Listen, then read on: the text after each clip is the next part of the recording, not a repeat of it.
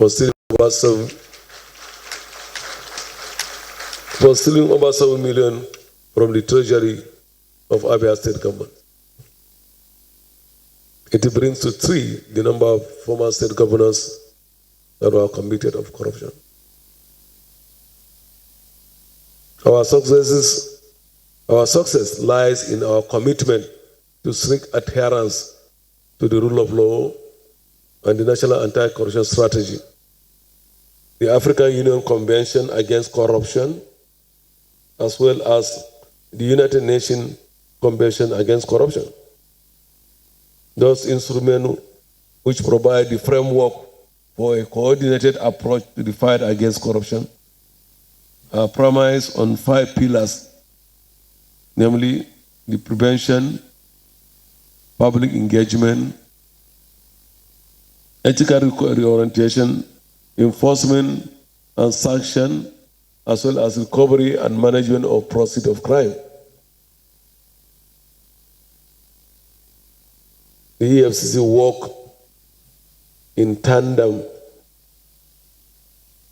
of tenacity and consistency as contained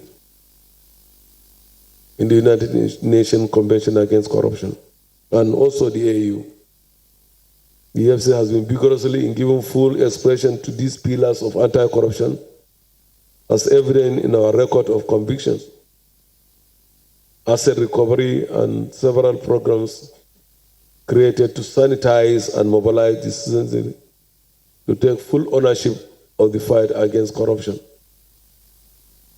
As we mark the United Nations International Anti-Corruption Day, it is important to remind ourselves of some challenges we need to tackle together, not only in the maritime and transport sector, but in all our national and international engagements.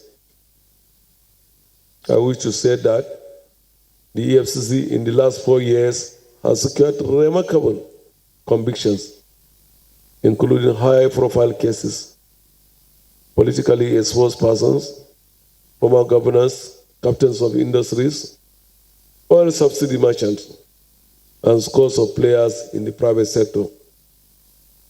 The former military chief and civil servant have also been convicted, as well as many illegal oil bunkers in the Niger Delta. For the record, we secured the following conviction.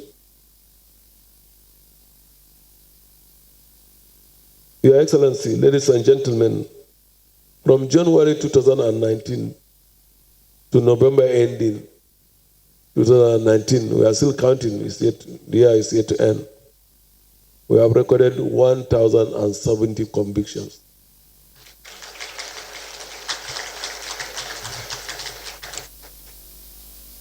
On recoveries, we have recorded unprecedented successes, especially in stolen asset recovery through conviction-based and non-based forfeitures. The cumulative value of recoveries by the Commission runs into hundreds of billions of naira, millions of dollars, and other foreign currencies. In the Port Harcourt zone of the Economic and Financial Crime Commission, ladies and gentlemen, a total of 244 trucks were forfeited to the federal government owing to illegal oil bunkering activities in the region. Furthermore, several bases on the nation's maritime waterways, filing stations, schools, and even hospitals that were illegally acquired have also been forfeited to the federal government. May I, addition to also mention that the former acting Director General of the Nigeria Maritime Administration and Safety Agency, NIMASA, Callistus Obi, was convicted by the Federal High Court in Lagos and sentenced to 7 years imprisonment following involvement in fraudulent activities. This development indicates the unwavering commitment of the EFCC to anti-corruption fight. Our activities are targeted toward building not just public consciousness against economic and financial crimes, but also public resentment against graft. The preventive mandate of the EFCC, as contained in Section 6 subsection F of the EFCC Establishment Act 2004 is being followed to the letter. Public awareness, sensitization of the public, and engagement of civil society are daily assignment being carried out by our officers. Fighting corruption as one of the focal points of President Muhammadu Buhari's administration requires commitment and diligence of every Nigerian. The gains are already manifesting in the public sensitivity against brazen display of wealth and withdrawal from infamous act and appearances of corruption. Your Excellency, ladies and gentlemen, there is no gainsaying the fact that we still have a long journey to make in ridding our nation of corruption and fraud. However, the structures are already laid, and the future is bright for the teeming foot soldiers of anti-corruption. At this juncture, I want to sincerely appreciate the unbroken resolve of Mr. President Muhammadu Buhari to strengthen the EFCC's hand in the war against corruption. The EFCC is significantly energized to continue its work in an atmosphere of professionalism and total compliance with the rule of law. We also appreciate the support of all our development partners and indeed every Nigerian to help us and maintain the momentum of the war against corruption. We have a government that is walking the talk, that is funding our operations adequately, and the backing of the critical mass of our people. We have no reason to compromise or falter, and we shall not fail by the grace of God. Ladies and gentlemen, I also want to acknowledge the contribution of every Nigerian in the fight against corruption. And like I used to say, we have to keep our today for better tomorrow, so that the next Nigerians, the next generation of Nigeria will have a better Nigeria. Sometimes I feel that it is because our generation brought in the situation now. We are cause of the situation on hand. So let's put hands together so that we can clear the mess, so that these children will have a better Nigeria. The prospects are compelling and greater than whatever risk we are facing now. We firmly believe that with the common resolve to make corruption an enemy of everybody, we will all win this war against corruption together. Ladies and gentlemen, thank you very much for listening.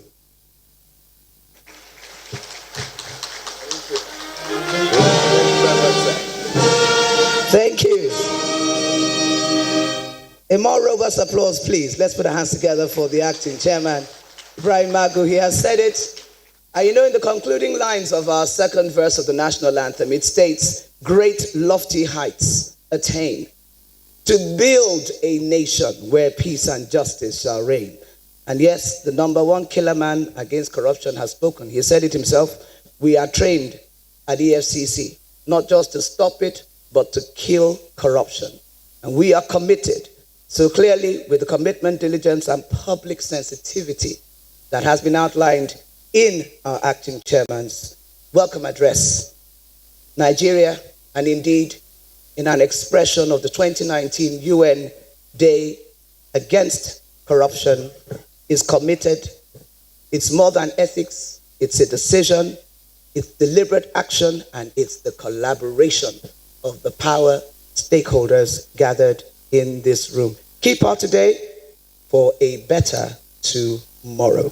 We'd like to acknowledge here some more acknowledgements representing Nasima Alhaji Sanusi Mejara, Ajia, and the Honorable Bashir Sharif Machina, Chairman, Nigerian Governing Board of the Nigerian Shippers Council, the President, Freight Forwarders of Nigeria, ANCLA, Ijutoni Nwabumike, Executive Director Nimasa Gambo Ahmed, and Executive Director Nimasa Engineer Rotimi Bashaki. For the next item on the program, Aisha. Mama.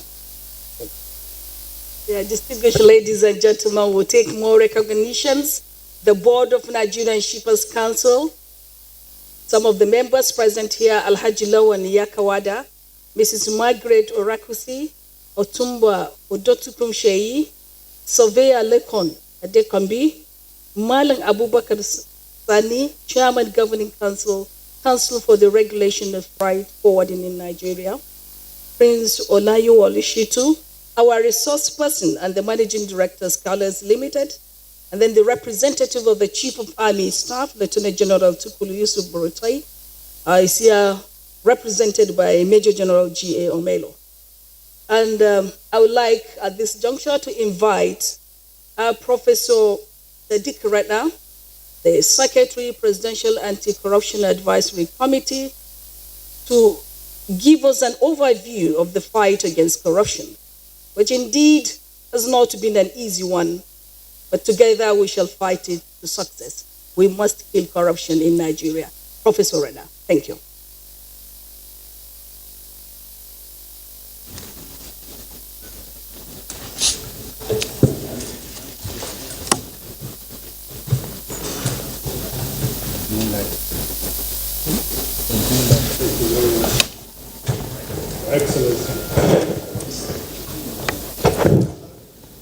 Her Excellency, the President, Federal Republic of Nigeria, Honorable Ministers present, distinguished ladies and gentlemen, I will adopt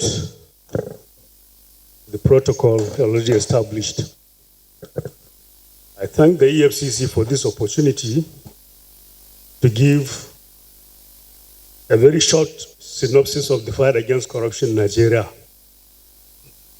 And I felt doing that will require, among other things, developing what I call an anti-corruption mix in Nigeria.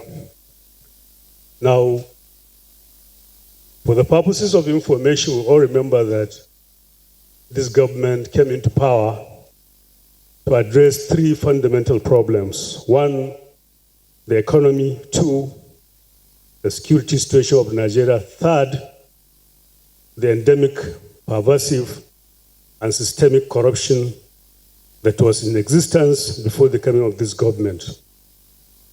To tidy up the economy, you require fighting corruption.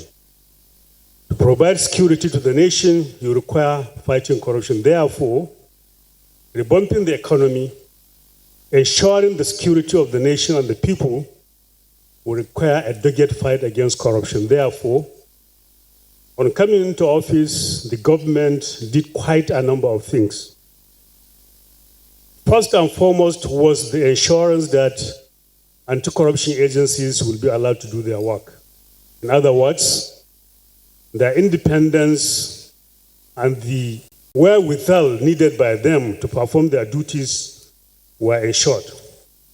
Now, what is the, by my view, what is the anti-corruption mix from 2015 that has made it possible for us to see the kind of changes we are seeing regarding the fight against corruption? I believe, first and foremost, we should acknowledge the political will and the determination of the government, led by the president, to lead the fight. Without the political will to say that corruption is bad, corruption is not acceptable, corruption should be fought by the president, I think the kind of momentum we have regarding the fight against corruption wouldn't have been this much. Therefore, fighting corruption requires ab initio the political will and determination of the leaders at the highest level to show example. Therefore, assessing the fight will require us to acknowledge that political will. Second, you can say that currently some progress has been made regarding a synergy between the arms of government. Today, we have an executive arm of government that says no to corruption. We have a judiciary that is somewhat friendly to the executive, and then you have a judiciary that says corruption should be fought. Therefore, in a situation where you are assessing the fight against corruption, you need to ensure that the arms of government are not working at cross purposes. In where there is some synergy, some understanding, without, of course, sacrificing the independence of each arm of government, then the fight against corruption will make progress. In this regard, the executive has made it very clear that corruption should be fought in Nigeria. The judiciary, under the Chief Justice of Nigeria, has said that corruption should not be accepted. The legislature today is much more friendly to the fight against corruption, more amenable to the fight against corruption than the previous National Assembly. The previous National Assembly, if anything, was a cesspool of corruption. Therefore, it was not in any way supportive to the fight against corruption. So you can say that more milestones are likely to be recorded in Nigeria so long as we have this synergy between the executive, judiciary, and the legislature. Now, in addition to all this, you can say that the anti-corruption agencies are more vibrant than before. Their duties have become even more visible than they were in the past.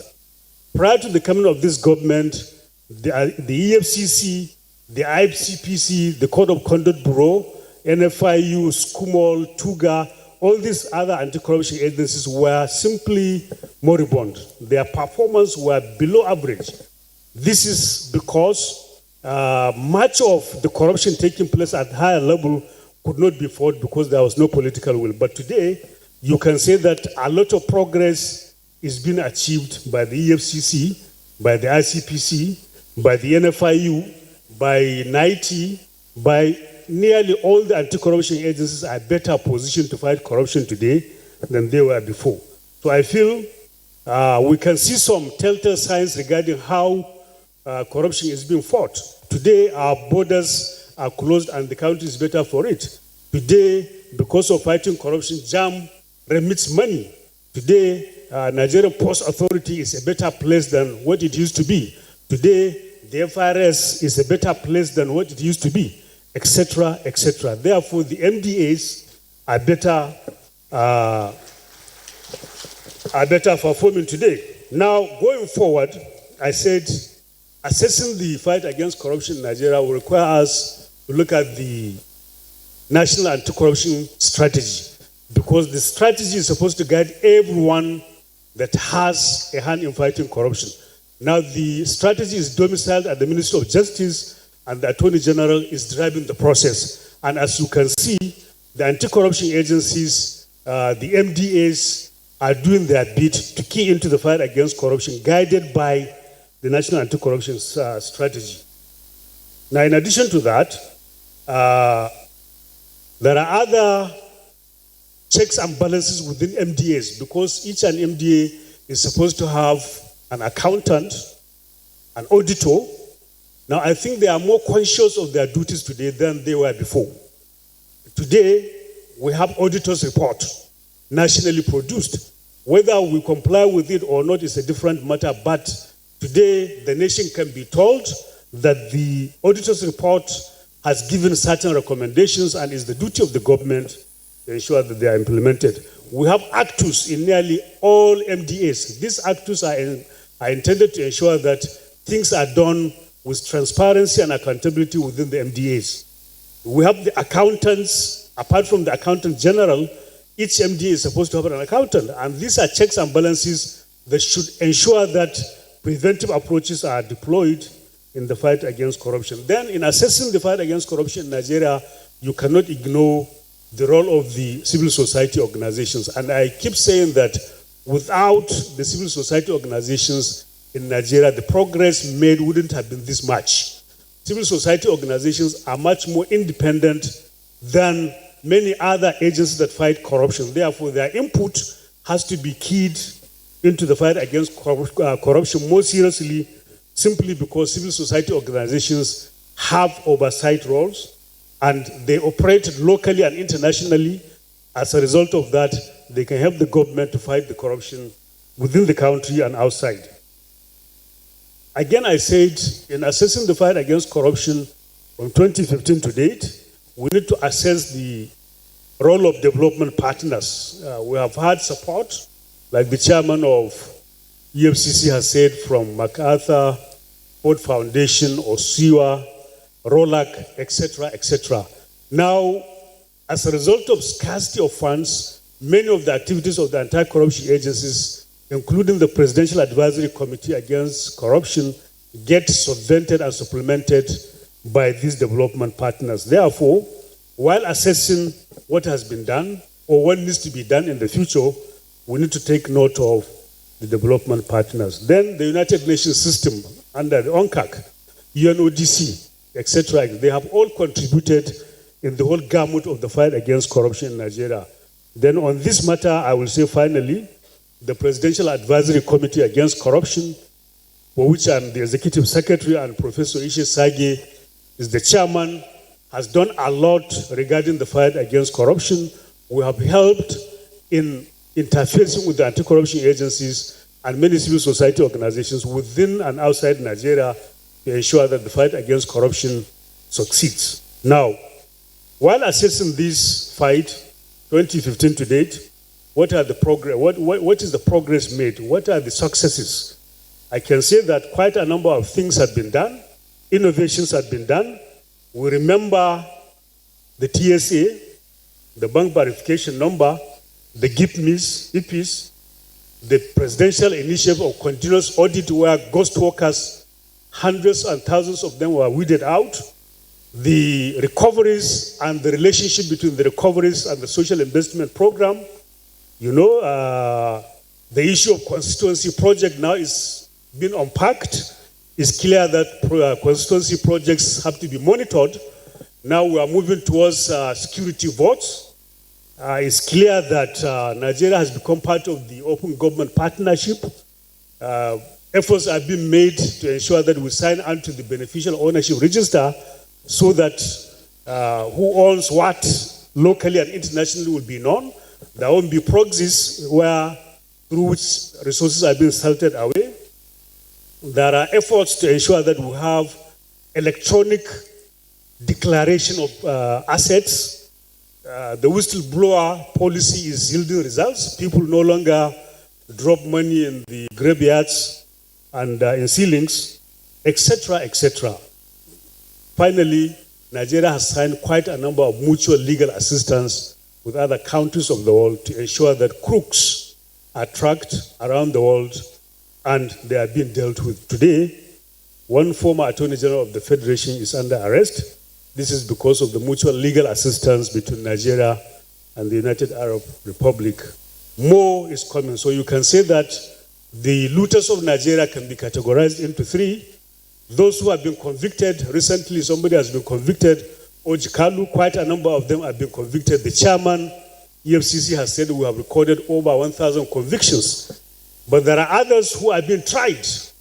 Minor is one of them, is undergoing trial. Quite a number of people are being tried. Then there are others who are on the run. And as they run, they will be pursued. So progress has been made. A lot of success has been recorded. And I can say that with the EFCC today, with the ICPC under Bolaji, and then with the efforts of NFIU, then looters will have no hiding place in the world. Because wherever they go, I can guarantee you, the EFCC, ICPC, NFIU, and many other anti-corruption agencies will pursue them and get them arrested and be brought back to Nigeria. Now, I also said in assessing the fight against corruption in Nigeria, we need to understand this issue of recoveries. A lot has been recovered. I read just yesterday that among those things required include even animals, wild animals, lions, snakes, then a lot of jewelry, properties, landed property, shopping malls, houses, etc., etc. Now, these recoveries in terms of property are found within Nigeria and outside Nigeria. Currencies, including somebody who has jewelry of over $40 million, have been recovered. Constituency projects, we have learned that from ICPC, over 200 people have gone back to site. Security board, from the presidency, military, state security services, NIA, everything has to be unpacked. Therefore, security boards should also be demystified. And I further go to say that while assessing the fight against corruption in Nigeria, then what are the, is it Uhuru, is it all success without problems? Then no, there are problems. There are quite a number of problems. And I say that the slow pace of our judicial system is one of the fundamental problems militating against the fight against corruption in Nigeria. To be fair, it is not only in Nigeria that the judicial system is slow. It's all over the world, but ours is even much more slow. Therefore, with this renewed commitment by the judiciary to ensure that cases are, speeded up, then we are likely to see more convictions. Secondly, there is too much use of fault lines in Nigeria. Quite a number of people, once arrested, will say that it's because I don't belong to the ruling party, because I belong to X religion, because I am from from a certain part of the country, etc. Now, these fault lines are becoming a problem in Nigeria, despite the fact that when the person was looting, he didn't consult the people whose sentiments he's trying to whip. But on getting arrested, the individual or group tried to whip up sentiments along fault lines. And we have always said that instead of whipping up sentiments and using fault lines, people should with defenses. Then there is the problem with traditional rulers. The other time we had a meeting, the ICPC has complained that many of the traditional rulers intervene on behalf of looters, and that is a big problem. So some people are suggesting that such traditional rulers should be part of the trial, because it's known in Nigeria that no traditional ruler, there is simply no traditional ruler in Nigeria that intervenes free of charge. They are always guided by the concept of reciprocity. They will intervene, but they get paid. Therefore, I feel intervention by anybody should be resisted by the anti-corruption agencies. People must learn to defend themselves, or they should be willing to harvest the consequences of their actions. EFCC said they don't have money, but others, they have enough money, they have enough resources, but you cannot say the same thing for, let's say, ICPC, Code of Conduct Bureau, NFIU, SCUMOL, and many other. There is need for more funding of the anti-corruption agencies. This will shield them from undue influence. Now, what are the remedies? And I said we need to continue to harvest the political will of the president. Then we need more understanding between, the anti-corruption agencies. They should no longer, the way we are seeing them getting united, the unity should be enhanced, because they are serving the same society, the same country, the same government, and they are attacking the same problem. Therefore, working in silence will only deplete their energy and resources. I also said that the fight should go beyond the federal level, because as you can see, it is only the federal government that is doing much. State governments, even though many of them are in the ruling party, local governments don't do anything regarding the fight against corruption. Therefore, subnational efforts have to be enhanced to ensure that governors, local government chairmen also key into the fight against corruption, especially now that local governments will be receiving their grant directly. Therefore, we need to know what is going to happen to these local governments, where this money goes to them. Then I said, owing to the slow nature of our judicial system, the president has been advocating for the establishment of special courts that will address special problems.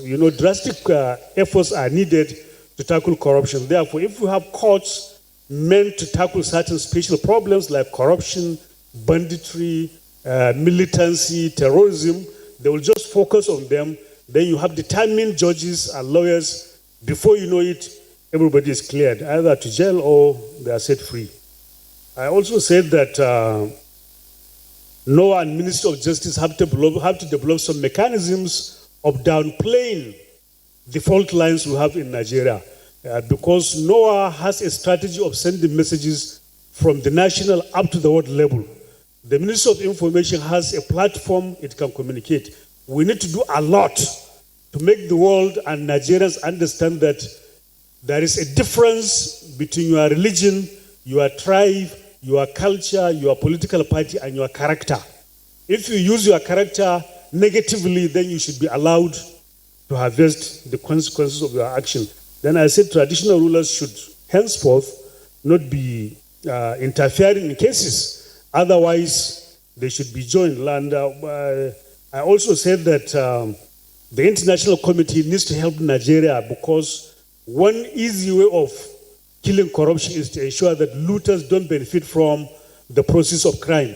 Therefore, people who steal and take outside the country, there should be a means of recovery that is fairly easy, fairly friendly. Then finally, I said, fighting corruption is the duty of everybody, and we should ensure that we do it for the benefit of those of us who are living and those who are yet to come to Nigeria. And I said that fighting corruption and successfully dealing with it is not a personal gain to the president or Ibrahim Magu or ICPC or anybody. Rather, fighting corruption and taking it out of Nigeria is going to be a win-win situation. The looters will gain, common man will gain, the country will be stable, there will be progress in our country. Thank you very much.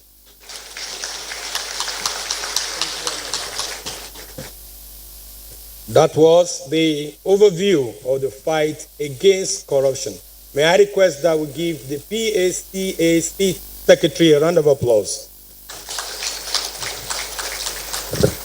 I will take some recognitions, after which I will invite my colleague to introduce us to the next part of the program. First of all, I want to recognize the presence of the Chairman, Board of Directors, NIWA, Vice Admiral I.I. Ibrahim, retired. And also, we have in our midst the Registrar, CEO, CRFFN, Barrister Sam Nwankwo. We are also privileged to have here the Executive Director of Finance and Admin of NIMASA, Barrister Alhaji Bashir Jamu. And the last but not the least of this line of recognitions is the Legal Advisor, NIWA, Barrister Danladi Ibrahim. I'll hand over to my colleague for the next. Thank you very much, Rotimi. And I would like to acknowledge here the presence of the National Coordinator of the APC Aspirants Forum, APCAF, Colonel Abdulaziz Musa Yaradua, retired. Also, National Secretary of the Forum, Honorable Sharif Yusuf Barki, and members. You're very welcome, and thank you for coming here today in the spirit of this anti-corruption drive and national intervention. Also with us, we have the CEO, National Coordinator for NEPAD, Auda, in the person of Princess Gloria Akobundu. You're very welcome. And Dr. Edward Kalon, we had earlier mentioned him, but I understand he was not in the room. The UN Resident Coordinator, and today he'll be giving a goodwill, and he is representing the UN Secretary General. Dr. Edward Kalon, you are welcome. Thank you very much. And now, for the goodwill messages. This is the UN International Anti-Corruption Day, December 9, 2019. And here we are in the Presidential Banquet Hall of Aso Rock, the Presidential Villa of the Federal Republic of Nigeria. We had earlier announced that we have His Excellency the President here, represented by the Honorable Minister of Police Affairs.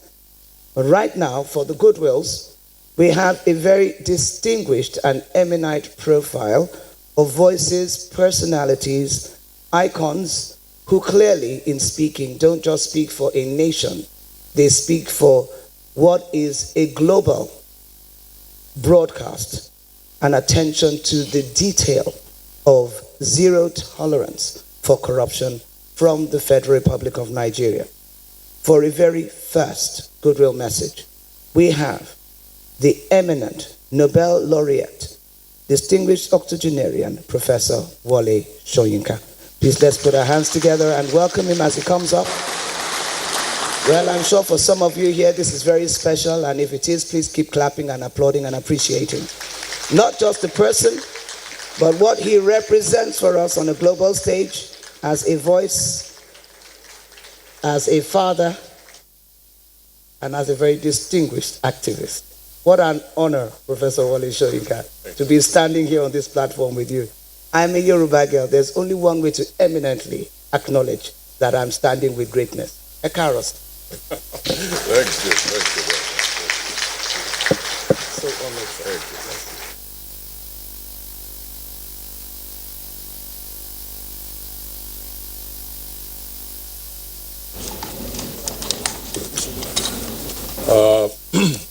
The chairman, I'm not very sure what are the protocols of this occasion, since I think many of some, at least of the distinguished guests overseas that I know about, unfortunately, have been called away.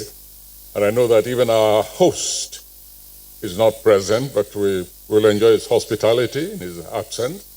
Anyway, and so I'll just say the chairman and the representative of the president, the vice president, etc., if they're here, good morning, and my dear colleagues. I wish to speak about basically about the imperative of an open society if we are serious about fighting corruption, and also the necessity to involve the younger generation.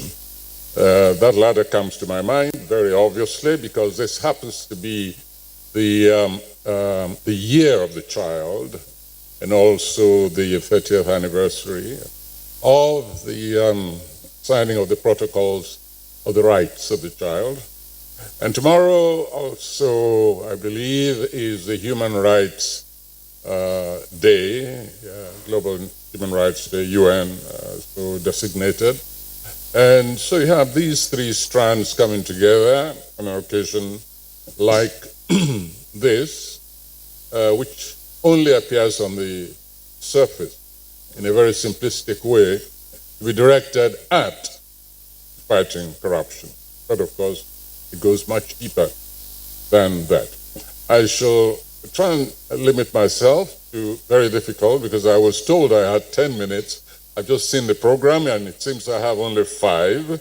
But anyway, the main, what I really had in full will be published and made available to those who are here and to those who are unfortunately not present. Let me say first of all that I expect that the youth contingent of this entire undertaking is strong and is among us. And I fully expect that they participated, in fact, in the symbolic walk from the headquarters of the EFCC to this place. I once referred to my generation as the lost generation. And I remember that this provoked in a subsequent generation the expression, the statement, oh, Professor Soyinka, you don't know how lucky you are. You are merely, I refer to us as a wasted generation. And he said, you're very lucky, you're just the wasted generation. My generation, he said, is the lost generation. I don't know if either of us is correct or both.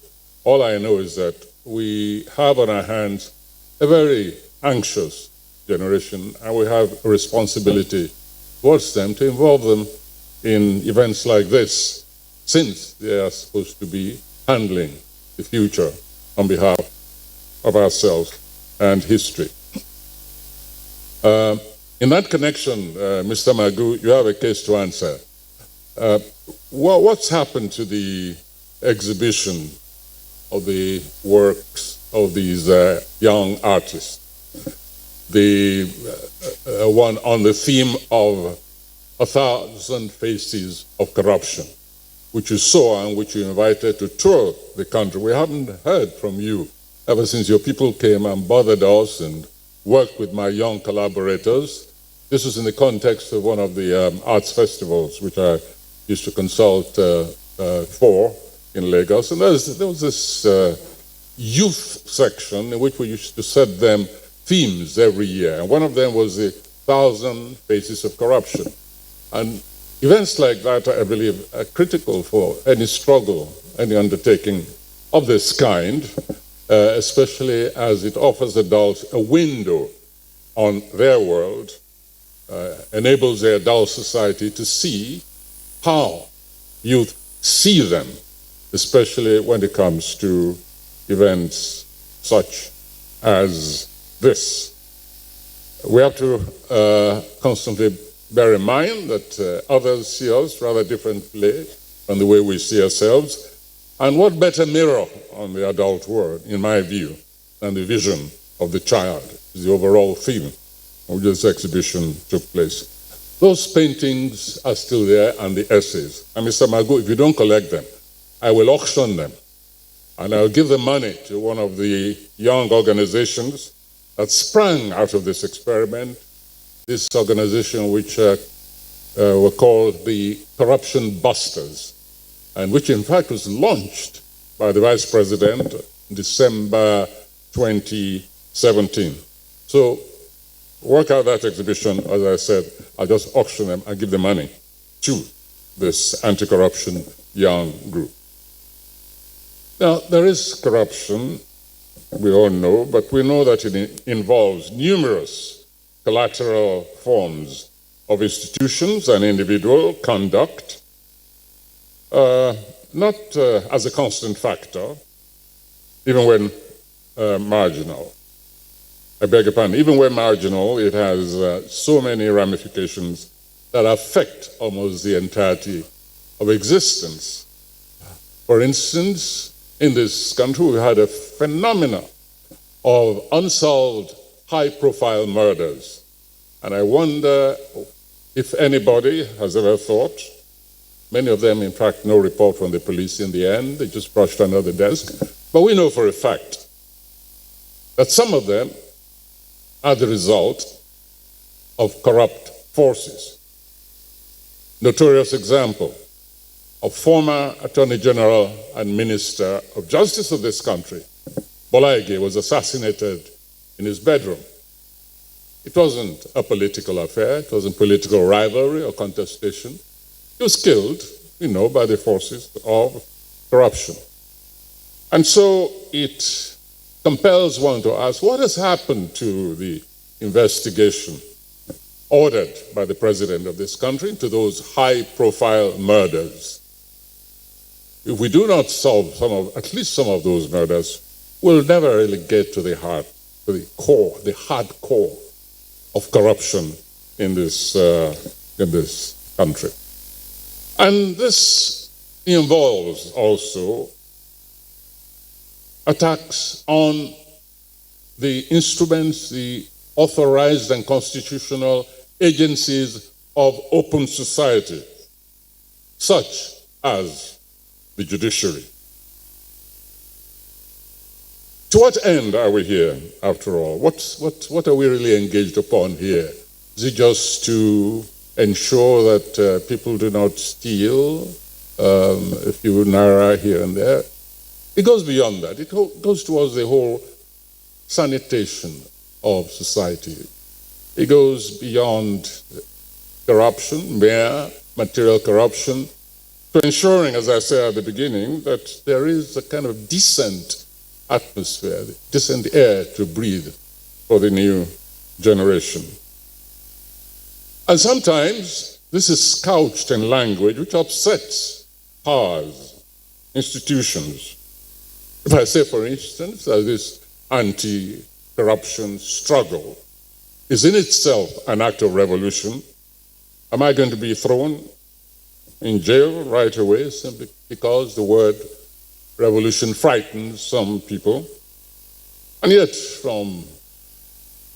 go through history, Cuba, Soviet Union, China, Zimbabwe, wherever, anytime there is mention a revolution, one of the reasons cited is the commitment towards the eradication of corruption. So really, revolution, whether revolution now or soon or next or in the future, is always tied up with what is really rotten within society, to which we give the general name of corruption.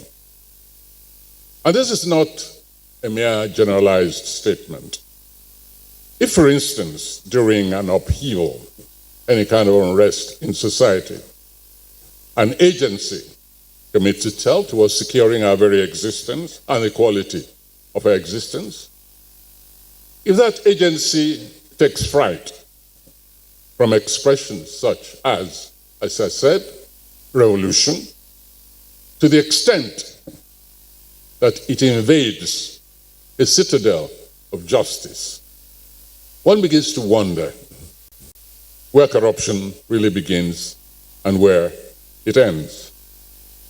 And when this kind of attitude is reinforced by other institutions of governance and national stability, such as legislative houses, who decide not just to penalize hate speech, toxic speech, fake news, but to decree capital punishment for what it considers hate speech, which might cause discomfort to some people, then we really wonder why we're assembled here addressing corruption than addressing the real forces against open society, which alone can enable even the struggle against corruption.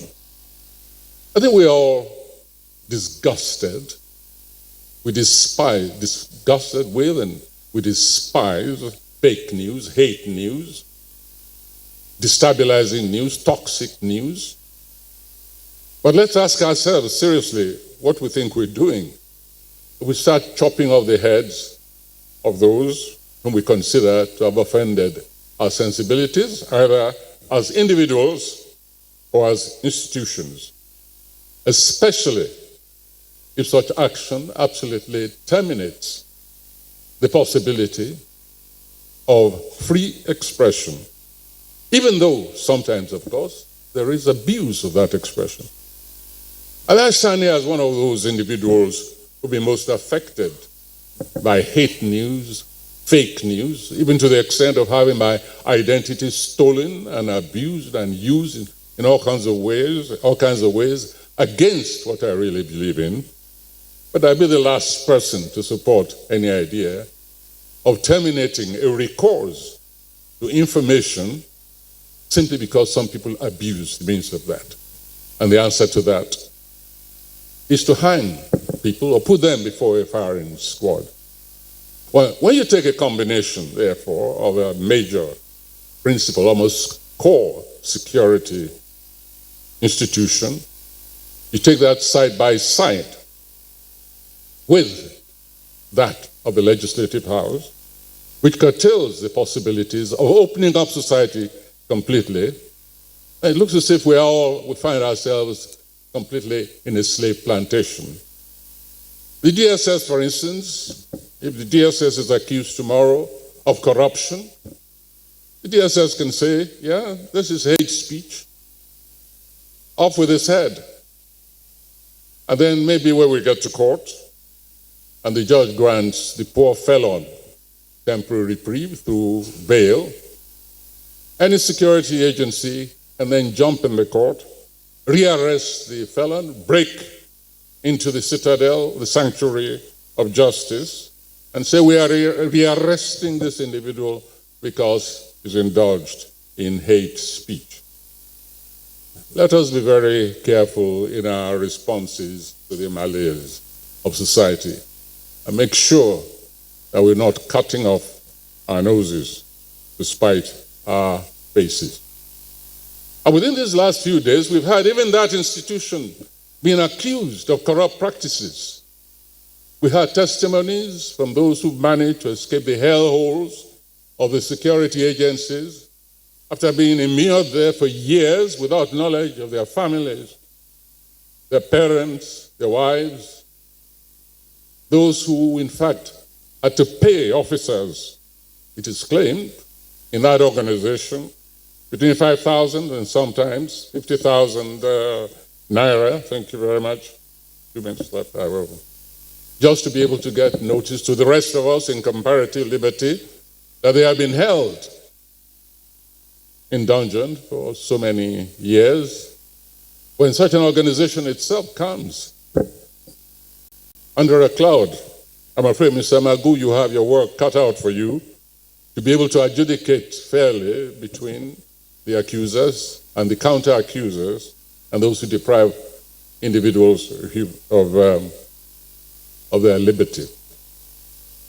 So with just those quick remarks, greetings from myself and on behalf of the young generation of whom I have spoken, as well as the anxious and uncertain generation on this World Anti-Corruption Day.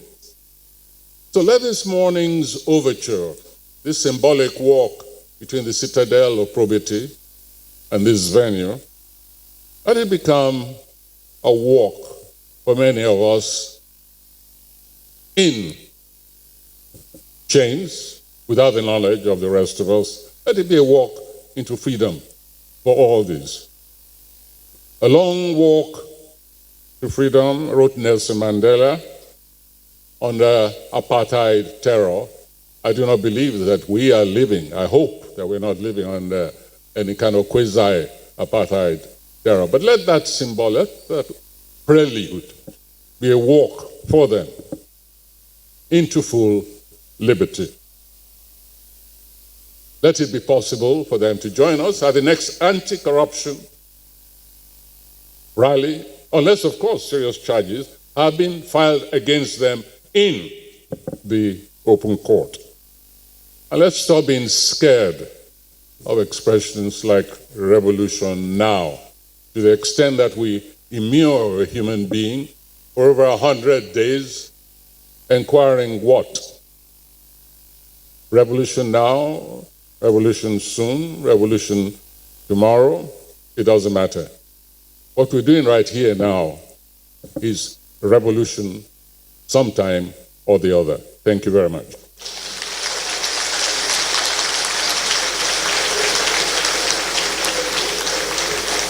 I'm sure we can do so much better. Let's put our hands together and an applause. There we have it from our eminent Nobel laureate, a cause Nobel for the Nigerian youth that he has classified an anxious and uncertain generation, speaking as a voice from a lost or wasted generation, depending on what side of your interpretation of where you stand is. And like he said, from the citadel of probity to this venue, let the walk this morning against anti-corruption be a symbolic prelude, a walk from chains to freedom and full liberty. And in everything, he has concluded with a professorial revelation on the word revolution. Another round of applause, please, for Professor Emeritus Wole Soyinka. Thank you very much, sir. Not just food for thought, but definitely, clearly a buffet, and one that we can select and choose how we want our flavors to mingle, but most importantly, the presentation of our palate on our plates. The Director, Center for Democracy and Development, represented by Mr. Lukman. It's important to note that CDD MacArthur are key stakeholders to the anti-corruption war here in the Federal Republic of Nigeria, and in partnership with our host, the EFCC, and the Ministry of Transport today.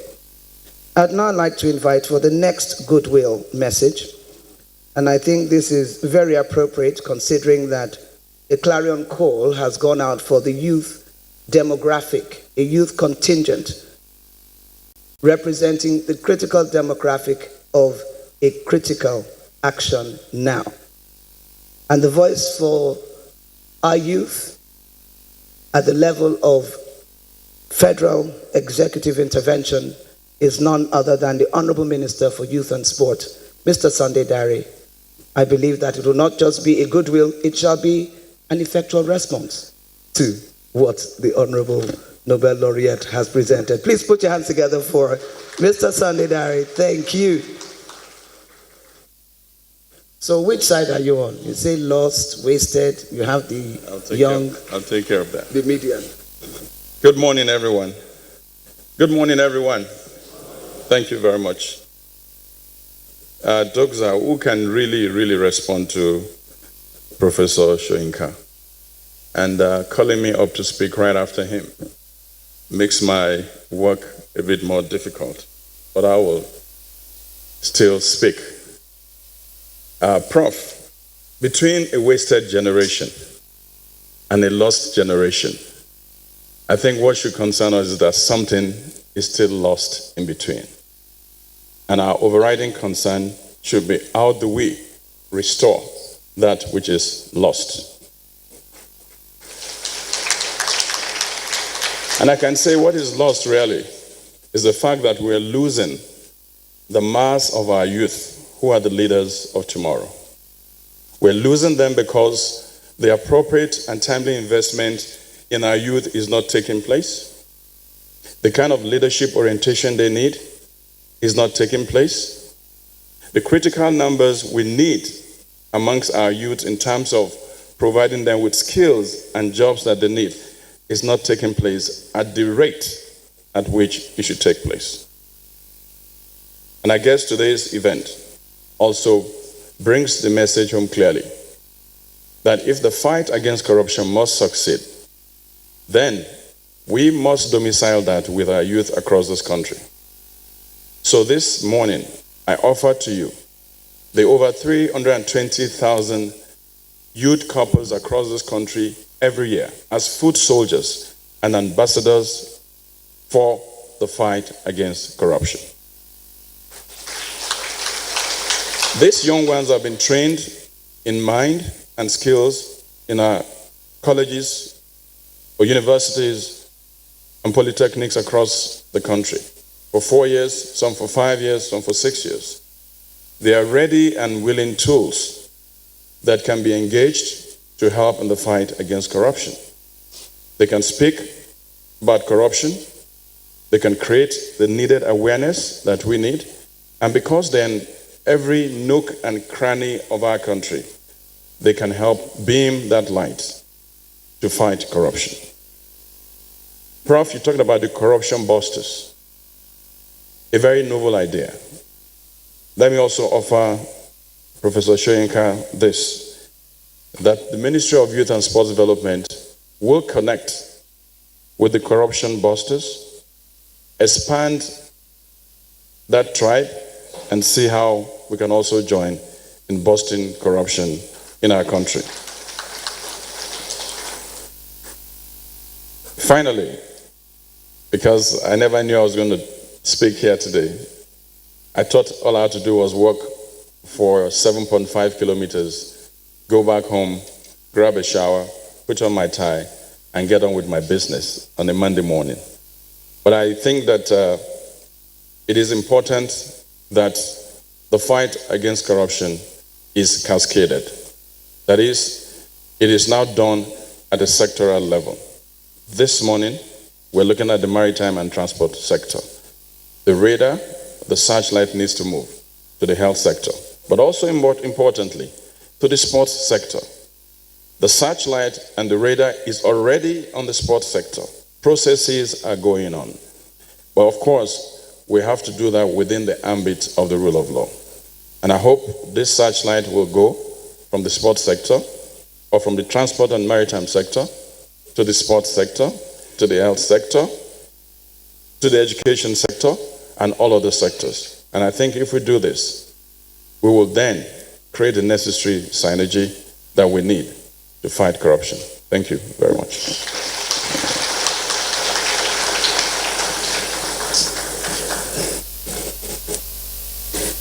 Thank you very much, Honorable Minister of Youth and Sport. And yes, I am very happy with the fact that you came up immediately, because I think you handled that spot on, both in terms of the sport for word and the response in clarity for what the action is. Like you said, the spotlight is on and it's lighting a path of synergy and action, using your youth at the National Youth Service Corps level and acknowledging the fact that they are the critical demographic for making it a true fight and a true win-win situation.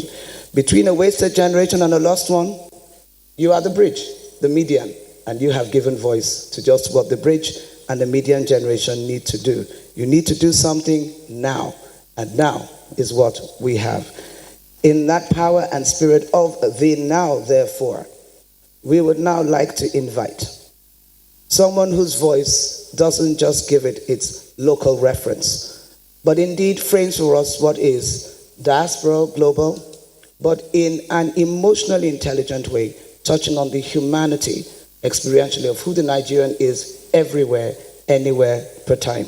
Please let us welcome Chairman, CEO, NIDCOM, Mrs. Abike Dabiri Erewa.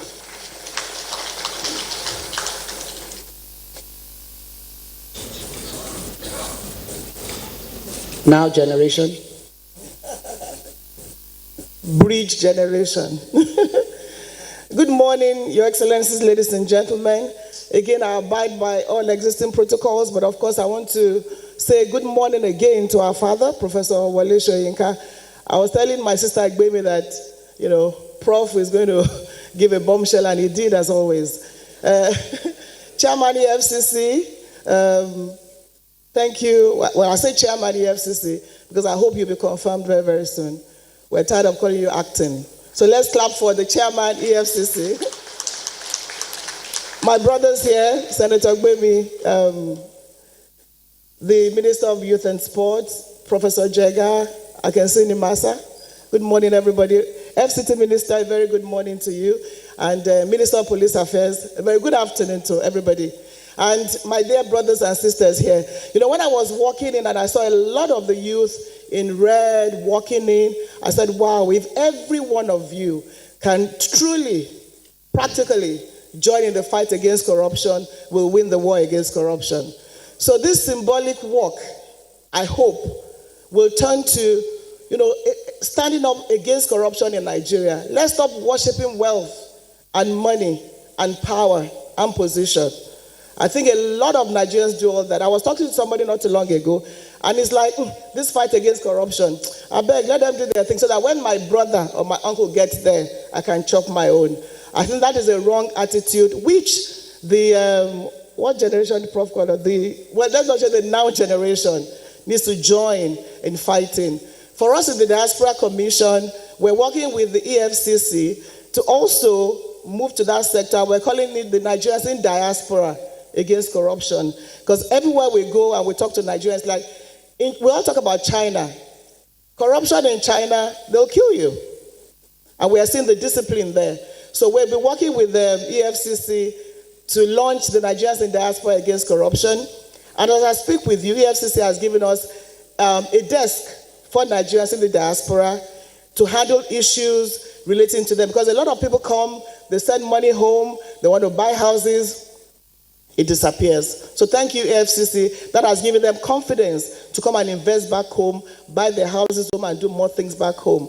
But I think the most important thing is for every one of us, as Prof has said and Minister has said, to key into the anti-corruption battle. It's not President Buhari's battle alone to fight. It's not Chairman Magu's battle alone to fight. We should own the war against corruption. We should, because it's about our future. The future of every one of us, and particularly the youth in this hall. We can't let corruption continue to thrive in Nigeria and look the other way.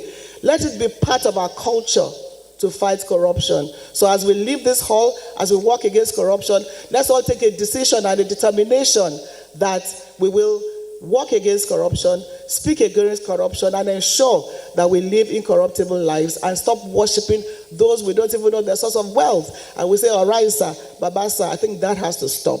So thank you very much, EFCC. I will look forward to all winning this war together as a nation to build the Nigeria of our dreams. Thank you very much, and God bless you all. Yes, there is a war to win, and we are a very deliberate winning company. Great Nigerian youth, are you here?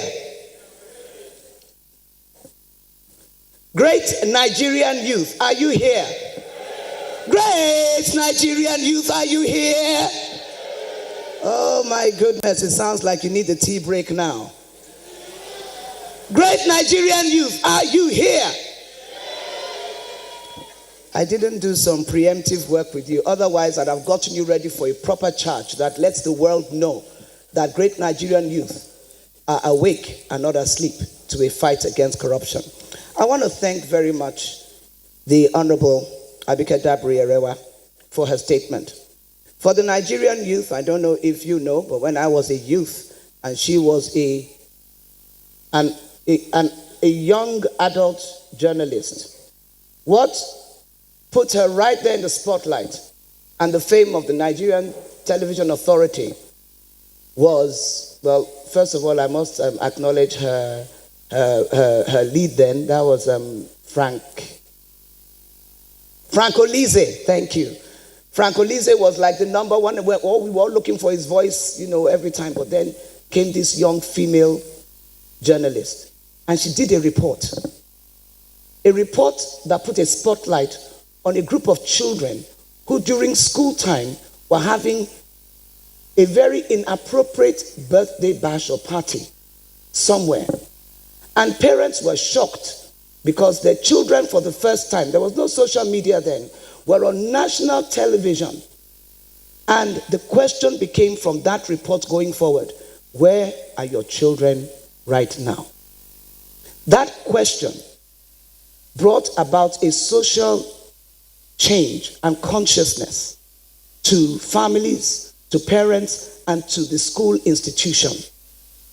That voice you heard, therefore, as a Nigerian youth right now speak to you, is not just speaking status quo government, it's speaking from a heart that has always looked for the youth and helped them to find their place in the genealogy of national change. No wonder today she is not just speaking, but representing. Once again, Honorable Abike Dabiri-Erewa, we celebrate you. She's spoken for you, she's spoken for the youth, and she's spoken for a nation, and for that which, in this fight against corruption, defines and demands only three things. That as we come into it, we should walk it, we should talk it, and we should become the faces of incorruptibility in our nation. So maybe I'd like to propose, Professor Sir, that go ahead and auction the 1,000 faces of corruption. But now let's take pictures of 1,000 faces fighting corruption. And let's hear what your face will say with your voice as we go forward from this day. Having said that, I would now like to invite to speak for what is not just a global representation, but that at the level of the United Nations. And indeed, for Nigeria, this is very, very critical at the United Nations level, because we are the voice of the youth in the United Nations right now, holding the positions that Nigeria has the privilege to hold at the UN. Today, I'd like to invite Mr. Edward Kalon, representing the Secretary General of the United Nations here in Nigeria, with his goodwill and counsel from the United Nations to the good people of the Federal Republic of Nigeria, and in collaboration with the host EFCC and Ministry of Transport. Please let's welcome Mr. Kalon. Thank you very much. A round of applause as he comes up.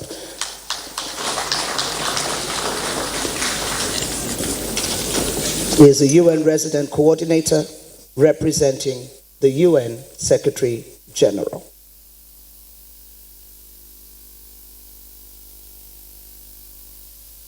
Morning, sir.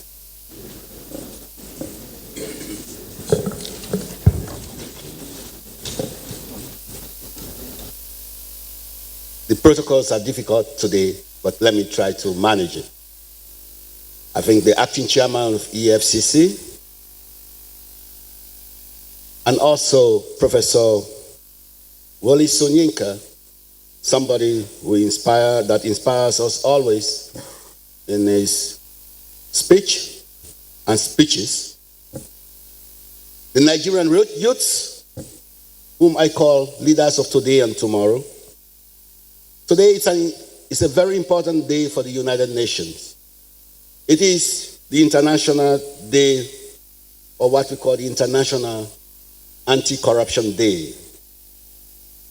But I just want to link three sequences of activities that are taking place within the same time frame or within the same period of relevance to the issue of the fight against corruption before I deliver the goodwill message of the Secretary General. As I said, 9th of December, International Anti-Corruption Day. Tomorrow is Human Rights Day, and it also coincides with the end of the 16 days of activism in the fight against gender-based violence. If you look at these three sequences of activities, or celebrations to some people, or commemorations, depending on your state of mind, it comes into a sharp focus, the issues of inequalities that are as a result of the day we are celebrating, that is Anti-Corruption Day. It is clear that as we relate this to the Human Rights Days, it becomes extremely strategic to see the interrelationships between corruption, issues of inequalities, and the implication it has for economic, social, cultural, civil, and political rights. And closely linked to that is the daunting effects it has on achieving the Sustainable Development Goals by the year 2030 and the whole aspirations of leaving no one behind. If corruption globally continues the way it is going, we will definitely leave many people behind because of the inequality it creates. But there is a lot of hope, and there is light at the end of the tunnel. When I read the accomplishment of the fight against corruption in Nigeria and the role of the president in that effort, and also some of the citizens I have listened to who talk with passion on issues of corruption, I think we should not despair at this point in time, but rather continue to pull our efforts together in the fight against corruption. I strongly believe that we need and we must continue to build and strengthen institutions around corruption. That is the only durable solution to this effort in the short and medium term. Distinguished guests, ladies and gentlemen, I will now read the statement of the Secretary General on the 2019 International Anti-Corruption Day. And I quote, "Every year, billions of dollars, the equivalent of more than 5% of global domestic products, are paid in bribes or stolen through corrupt practices that seriously undermine the rule of law and abet crimes such as illicit trafficking of people, drugs, and arms. Tax evasion, money laundering, and other illicit flows divert much needed resources from schools, hospitals, and essential infrastructure. These are funds that are essential to advancing the Sustainable Development Goals. People are right to be angry. Corruption threatens the well-being of our societies, the future of our children, and the health of our planet. It must be fought by all and for all. And I admire the term this morning. We must kill it in Nigeria. And as in their mobilization for ambitious climate action and a fair globalization, it is inspiring to see young people demanding accountability and justice as a way to address and eradicate corrupt practices. We must unite against corruption to stop the drain on resources caused by illicit financial flows and the consequences it comes with. The United Nations Convention Against Corruption, which has been ratified by nearly every country in the world, give us the means to strengthen our commitment to addressing this issue. Later this month, governments will meet in Abu Dhabi to review progress and prepare for the first ever General Assembly special session on combating corruption, which will take place in 2021. I call on them to take decisive action to make the fight against corruption a top priority. On the International Day, I urge people everywhere to continue to work on innovative solutions to win the battle against corruption and to ensure that precious resources are used to serve the peoples of the world. Unquote.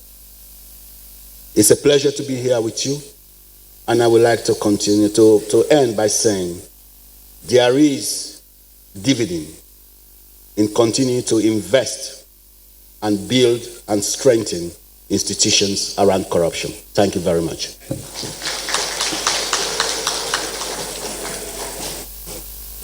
Another round of applause, please. Let's appreciate Dr. Edward Kalon, UN Resident Coordinator here in Nigeria, representing the UN Secretary General. You've heard his words. You've heard the words of the Secretary General and what his principle, like he said, is bringing it to sharp optics. The combination of these three references on the dateline, the international UN dateline of 9th of December, today, Anti-Corruption Day, and the Human Rights Day tomorrow, and also bringing an end to the 16 days of activism against gender violence. All of these making us see for a fact that corruption and inequalities and the focus hashtag leave no one behind lead us to rise up in very deliberate action, not just for 2030, but even for the 2021 conference statement and positioning of Nigeria. What I do really appreciate about what he said, because really I don't believe that Mr. Kalon would have said it if it wasn't something he has really observed. There is a lot of hope, light at the end of the tunnel. In as much as it didn't sound like it was a place to give an applause, I think we should celebrate that point of reference. Please put your hands together for the fact that these words have come as the words of the UN Resident Coordinator here in Nigeria. He is seeing, noting, observing facts and engagements that have given him this profile. And I believe that the people in this room institutionally who are to provide that framework around this anti-corruption decision are clearly to be celebrated and appreciated. At this point, Aisha, I'd like to please come up.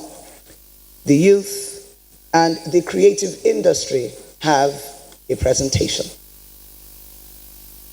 Yeah, distinguished ladies and gentlemen, if you are holding a copy of the program, you'll see that the next item there is a short drama by the Centenary Dance Troupe Abuja Arts and Culture.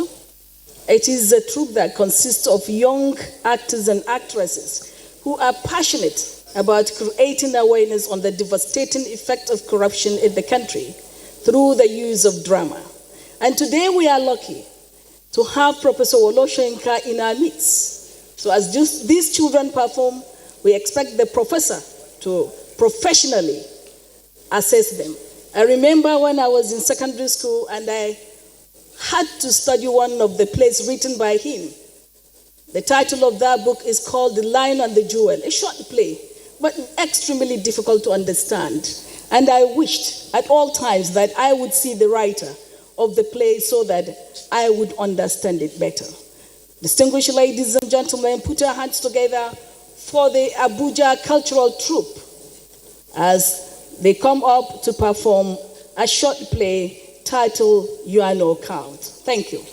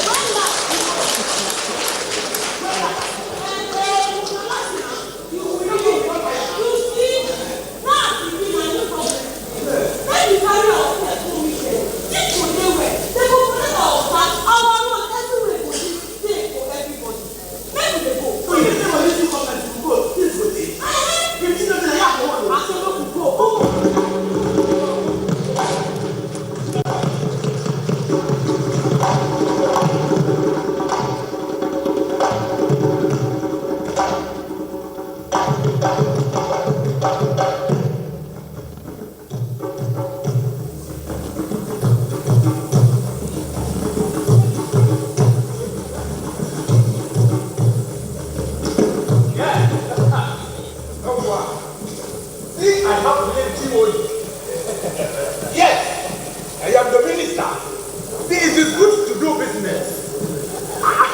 Meaning family. The reason why we are in this government is for us to come to national thing. Yes, so, I heard that your budget is 3 times mine. I hope this time around, our water will be secure. How do we get our own budget? Now you know we need to have You have a point there. Talking about settlement. At the last month, I settled a lot of people. And as a matter of fact, I brought your own share. That is why I stay in government. So that we'll be doing business. Yes. Yes, I forget. Oh, you don't mind too. You see, it is very, very good. That is why I like doing business. This is our national case. Yes, of course. Yes.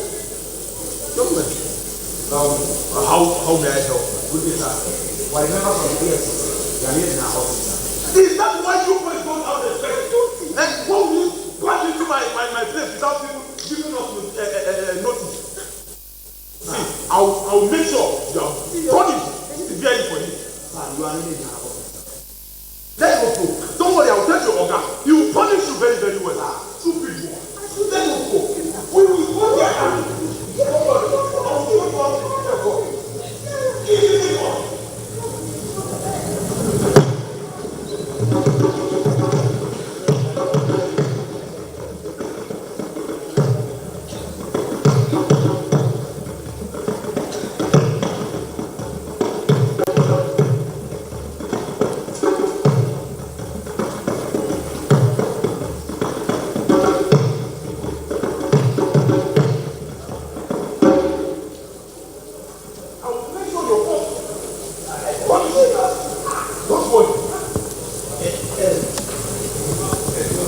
Good morning, sir. Yes, you are welcome. Yes. You see, your boy came into my office unannounced, and I am not pleased at all. Not especially this one. I want you to teach him a lesson he will never forget. And as a matter of fact, we actually brought this small token, so that you just wait away this our little this thing.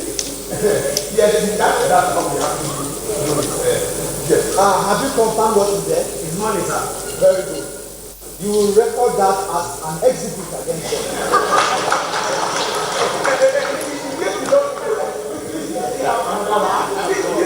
It's for you and your wife. Have this there. More, we still have more. Don't worry. We will. Where is Officer Bala? Officer Bala! What? See, I have money. I want you to arrest this man. Okay, sir. Take all their tax documents. Okay, sir. Freeze their account. Okay, sir. Yes, shut up!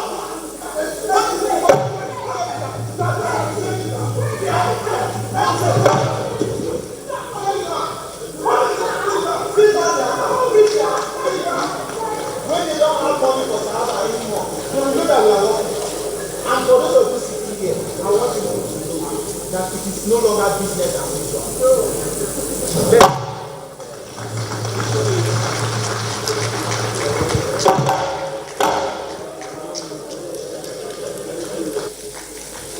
A round of applause for our youth. Thank you very much. It is no longer business as usual.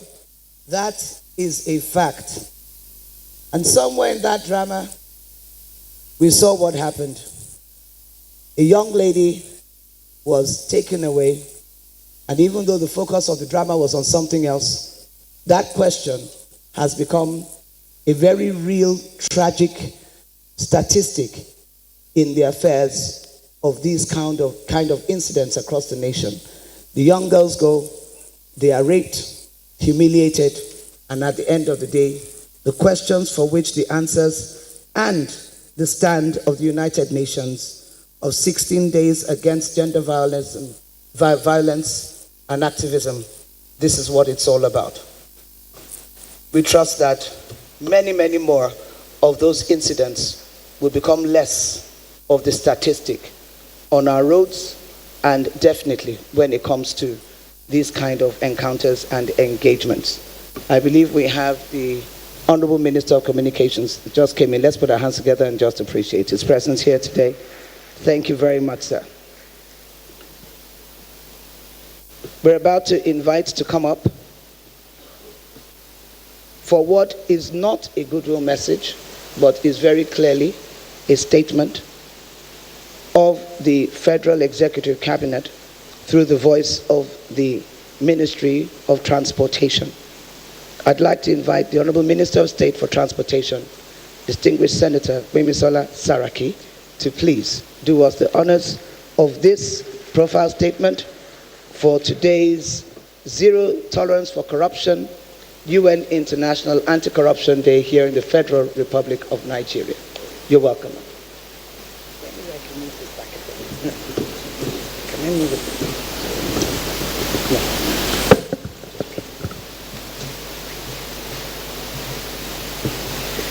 Thank you so much. I wish I'd come before the drama, but nonetheless, can I just assure everybody that the maritime safety and security does have fuel, and we do also have guns. I stand on all existing protocols. Good afternoon, everybody. A one-time economic advisor to the government of Equatorial Guinea once said, "When in a society the shameless triumph, when the abuser is admired, when principles end and only opportunism prevails, when the insolent rule and the people tolerate it, when everything becomes corrupt but the majority is quiet because their slice is waiting, when so many winds unite, perhaps it is time to review our activities, reevaluate those around us, and return to ourselves." With that quote in mind, today being the International Anti-Corruption Day, it gives me great pleasure and honor to be here with you all at this summit on anti-corruption, organized by the agencies under the supervision of our ministry, the Federal Ministry of Transportation, in collaboration with the Economic and Financial Crimes Commission, the EFCC. May I just say quickly how proud I am of our agencies for their initiative to collaborate with the EFCC. Today, we are given another opportunity to raise awareness for the need to tackle corruption in all its forms and the platform to proffer new approaches and new ideas in the fight against it. The first committee I chaired during my 8 years in the Senate was actually the Committee on Anti-Corruption, and this gave me a great insight to the enormity of the problem. When corruption is pervasive, it permeates every aspect of people's lives. It can affect the air we breathe, the water we drink, and the food we eat. Undoubtedly, it's one of our biggest problems, as it undermines our democracy and our attempt to enthrone the rule of law. But corruption is not inherent in any one society, any one nation, or any one continent. Its reach is global, because today we live in an interdependent world. Thus, the challenges that face mankind transcends national borders. Issues such as environment, crime, terrorism, and corruption carry no passports. They are beyond the power of any single nation to address on its own. But nonetheless, we must all play our own part. For successful anti-corruption programs depend on publicly available information, political leadership, and collective action. President Muhammad Buhari has provided the needed political leadership, with the war on corruption being one of his topmost priorities.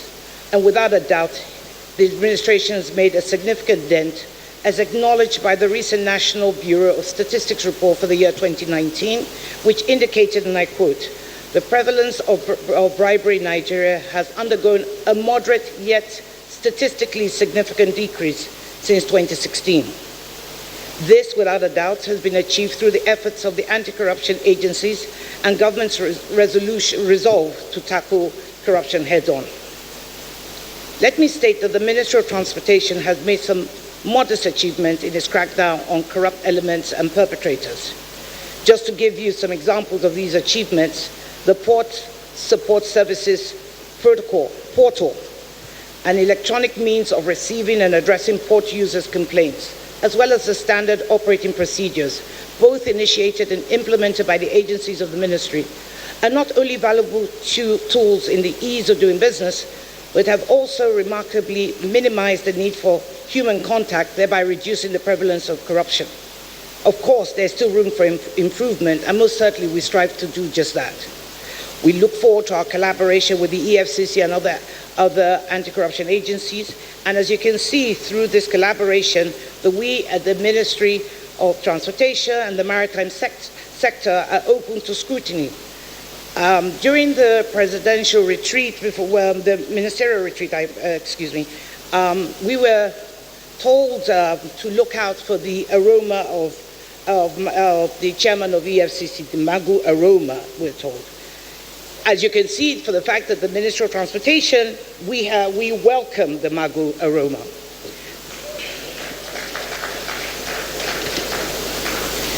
I am certain that with this rich variety of speakers and participants in this summit, there will be fresh impetus for advancement in further curbing corruption in our society. I thank you all and wish you fruitful deliberation for the sake of the common good. Thank you.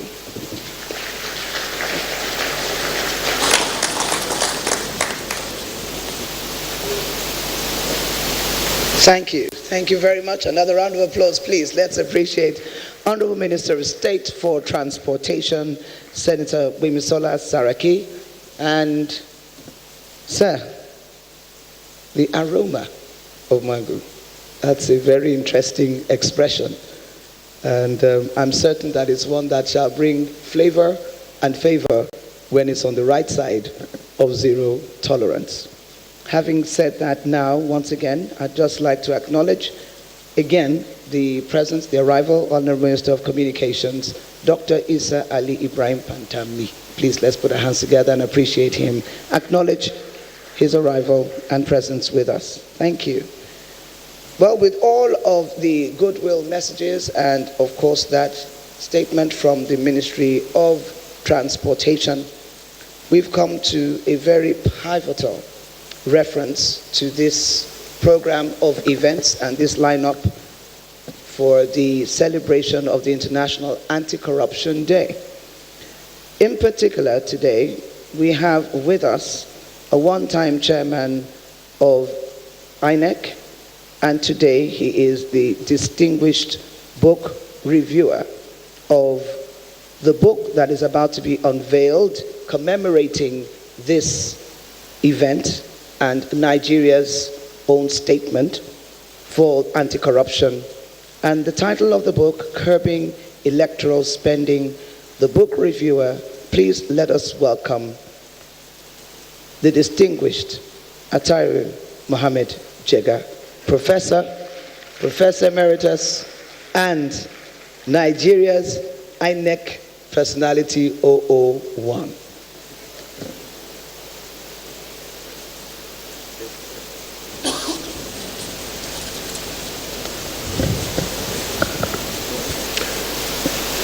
Representative of Mr. President, the Minister of Police Affairs, other ministers here present, Your Excellencies, distinguished ladies and gentlemen.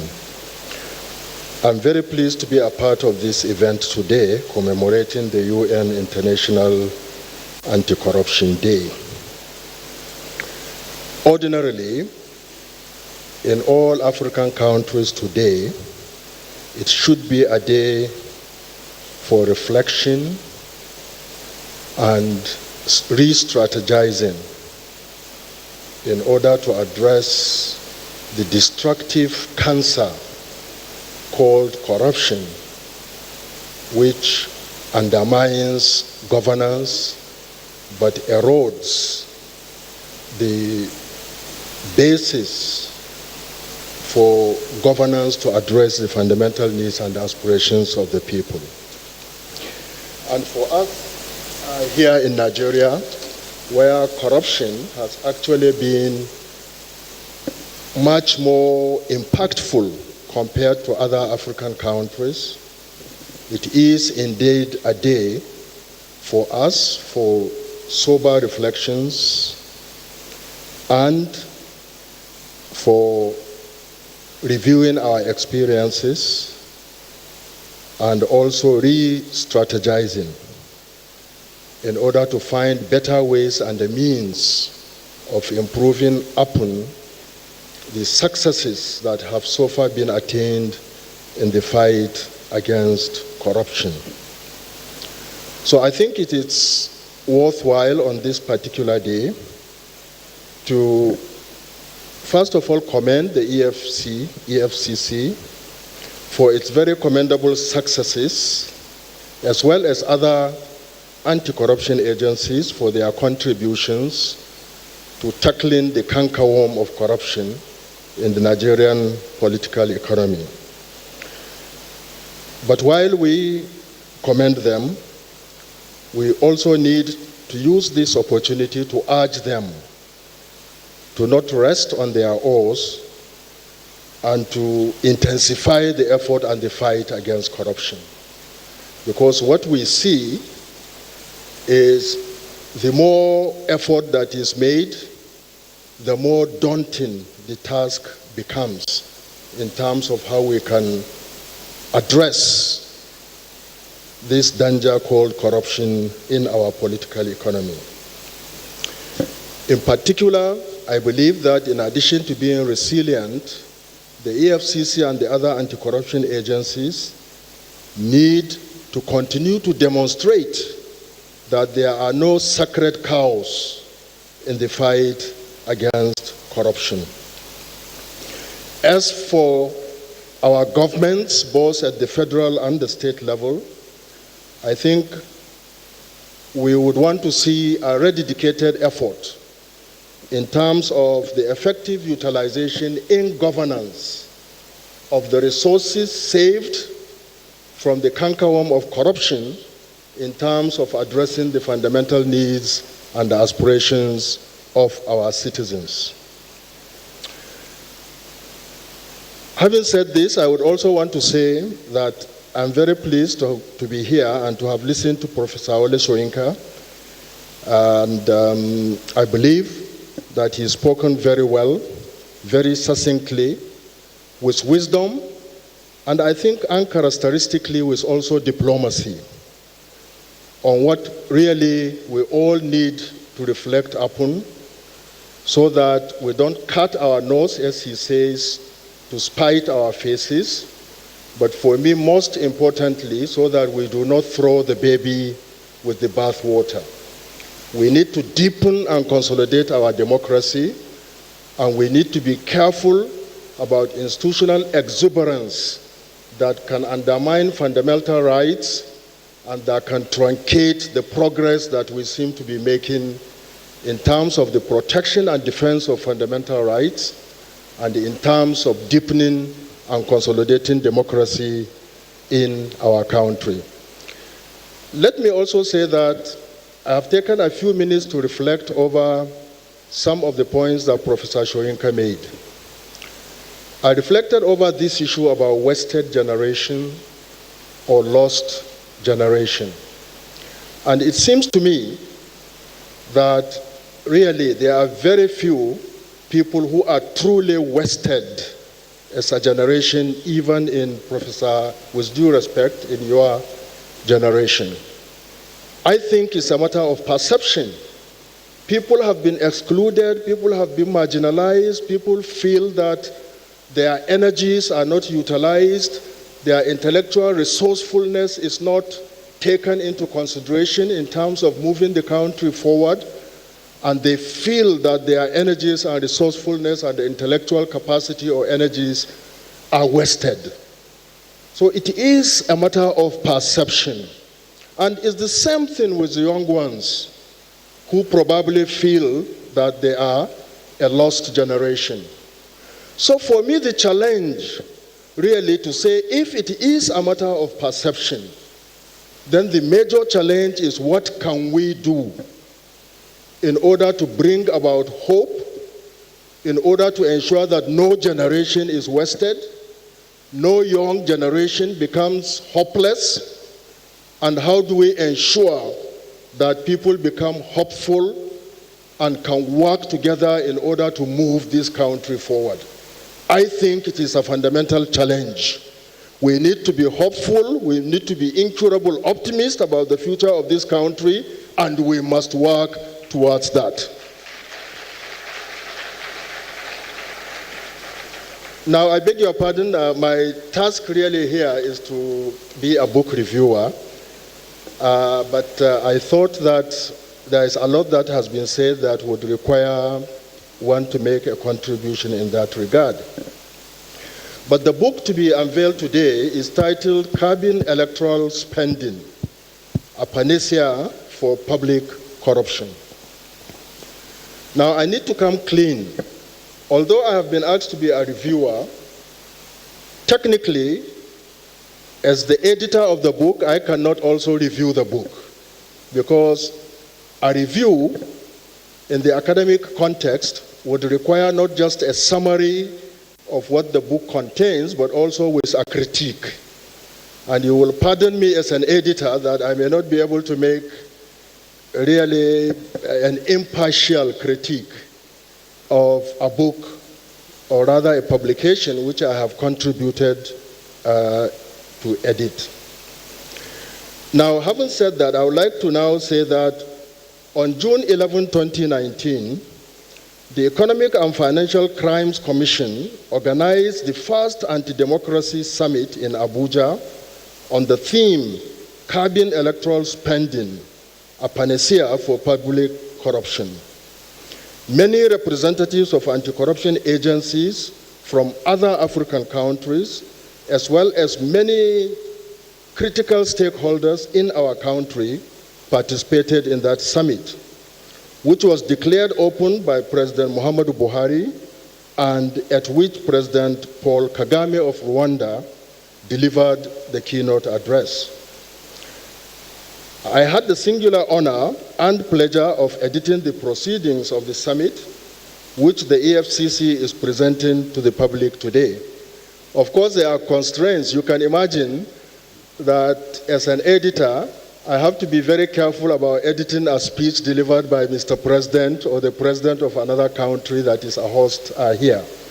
But at least I have done my best to put together all the proceedings in order for the EFCC to be able to ensure that it has wider circulation and greater impact, not only in our country, but possibly in our sister African countries.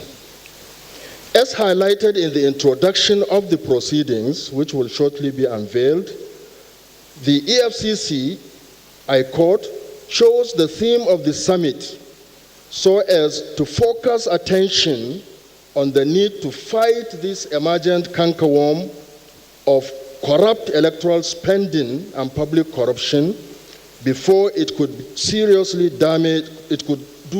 damage to the aspirations of Nigerians for consolidated democracy predicated on electoral integrity, end of quote. The published proceedings being presented here today contain the acting chairman's welcome remarks at that summit, Professor Patrick Lumumba's brief remarks, which were very, very succinct and timely, President Paul Kagame's keynote address, and President Buhari's opening remarks. In addition, it contains the texts of the two presentations made by my humble self on curbing electoral spending and voter inducement in Nigeria, the role of regulatory and law enforcement agencies, and the paper presented by Justice Ayo Salami on use of public funds in election litigation and the integrity of the judiciary. It also contains a summary of the two panel discussions following these presentations, which deliberated after the papers were presented, as well as the communique which was issued at the end of the summit, and which contains a number of recommendations that really a range of stakeholders would need to take and move forward with. Distinguished ladies and gentlemen, I would like to say that the EFCC creatively and commendably utilize the period of the 2019 Democracy Day celebrations to catalyze sober reflections and a serious discussion on the important theme of curbing corrupt electoral expenditures specifically and public corruption in general, which are actually critically undermining the integrity of Nigeria's electoral democracy. The result of this effort, as a cursory reading of the proceedings would reveal, is a rich cross-fertilization of ideas and the generation of realistic recommendations on how to advance the fight against electoral spending and public corruption in Nigeria, with very important lessons for other African countries. By my simple count, there are at least 30 significant recommendations arising from the deliberations of the summit, many of which are contained in the communiqué, and some of the key recommendations can be summarized as follows, and I've taken just about 10 or 11 of them. For example, there is a recommendation that the regulatory and law enforcement agencies have a paramount role to play in curbing voter inducement and the illicit flow of funds during the election period, and that they should give this role the seriousness it deserves, and they should work in synergy in order to actualize that objective. There is also the need to improve the electoral legal framework in order to ensure improvement in the electoral process. Additionally, there is the urgent need for a review of the Electoral Act to bring in stiff penalties for non-compliance with the provisions relating to campaign finance and the vote buying. Thirdly, there is a recommendation on the need to ensure that political parties and the candidates abide by the spending limits enshrined in Section 88 of the Electoral Act 2010 as amended. 4, there is also the need to ban corporate contributions to political parties and candidates for campaigns, especially contributions from foreign bodies or multinational corporations and other corporate organizations. Number 5, anti-corruption agencies should closely look into the role of diaspora groups, and maybe here our sister also need to take this into consideration. Take a close look into the role of some diaspora groups in elections, as some of them may be used to illegally fund elections and undermine the integrity of the electoral process. Number 6, there is need for a strong partnership between the anti-corruption and security agencies and the Independent National Electoral Commission for effective tracking and curbing the use of illicit funds in the electoral process. Already, INEC is partnering with security agencies under what it calls the Interagency Consultative Committee on Election Security in order to deal with the phenomenon of violence in our elections. But the issue of use of money, particularly illicit use of money in elections, is so serious that that kind of partnership and synergy is also required. 7, there is need for effective strategies by INEC and other stakeholders to educate voters against selling their votes and to sensitize them to the dangers of vote buying in truncating the integrity of elections. 8, there is also the need to establish effective mechanisms to improve judicial integrity, which would help to curb corruption and ensure the entrenchment of the rule of law. 9, there is a need to work assiduously for the entrenchment of an honest criminal justice system, which is a panacea for an enduring fight against corruption and injustice in Nigeria. 10, there is need for the anti-corruption agencies and other stakeholders to more effectively take the campaign against corruption to the grassroots level. And 11, the National Orientation Agency in particular should be adequately empowered to discharge its duties with regards to civic and voter education, and value reorientation that would instill in the citizens ethical values about distinguishing and separating what are public and what are private concerns and resources. There are so many other recommendations, and when you read the book, you will see them. I believe that all the good recommendations contained in the proceedings and as highlighted in the communique need to be implemented. Distinguished ladies and gentlemen, the EFCC under the leadership of the acting chairman, Mr. Ibrahim Magu, deserves commendation for the generally great effort they have been making to fight and curb corruption in all its ramifications in the Nigerian political economy, and especially for this creative endeavor of organizing a summit on a significant thematic area dealing with public sector corruption and especially corrupt electoral spending. Publishing the proceedings is also an important pathway towards historical documentation and making the discussions and ideas generated to be widely disseminated and be put to good use. The fight against corruption in general needs to be waged more rigorously and vigorously, and in particular, the corrupt use of money in elections must be addressed in all its ramifications in order to protect and defend the integrity of our electoral democracy. Lastly, I must say here that I'm truly glad to have been associated with the summit and also to have been given the opportunity to contribute to the production of its proceedings. And I'm grateful to the acting chairman and the EFCC for the opportunity to contribute to this worthy endeavor. Thank you very much.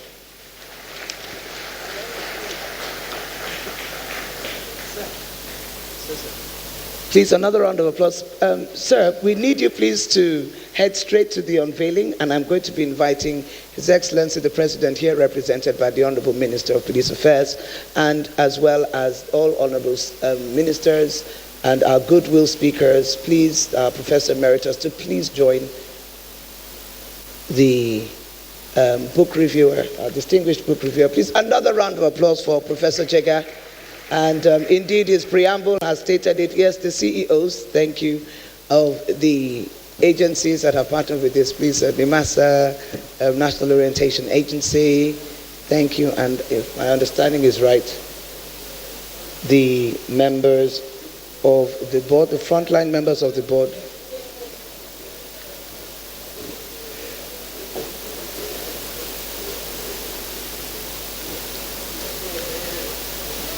Members of the Board of Shipping Council are chairman of the organizing committee, foremost woman entrepreneur in the business, maritime business of the Federal Republic of Nigeria, Mrs. and Mommy Margaret Ori Ake Kasu. Thank you. Immediately after the group photograph and the unveiling, we will have the speech, keynote address, and the opening of the summit by His Excellency, Mr. President, here represented by the Honorable Minister. Thank you.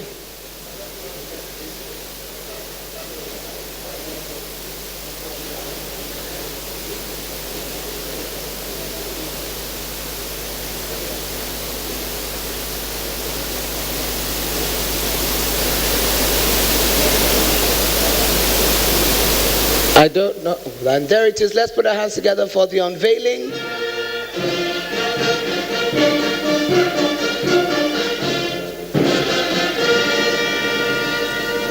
This is the EFCC book, Curbing Electoral Spending. And there we have it, hot pepper red, Nigeria pepper red, EFCC red, and the Magu flavor red. So everything in its fiery presentations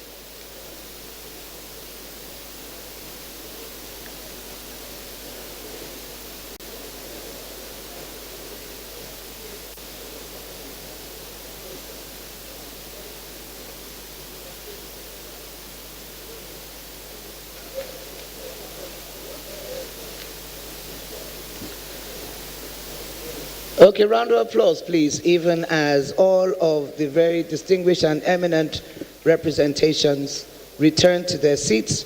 I now invite Honorable Minister for Police Affairs, Alhaji Mohammed Maigeri Dingyadi Katukan Sokoto, to please do us the honors of the presidential keynote address.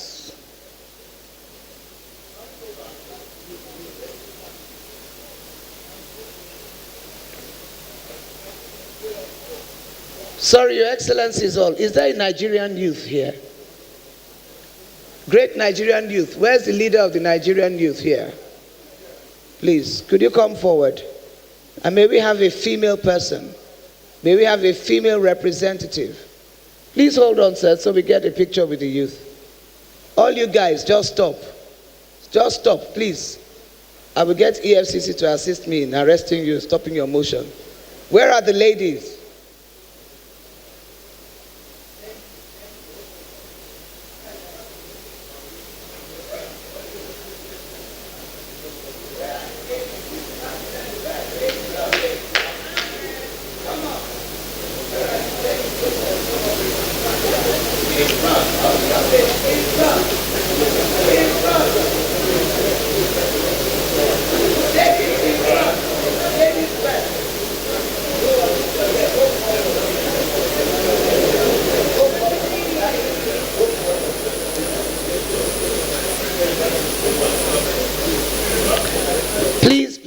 Please.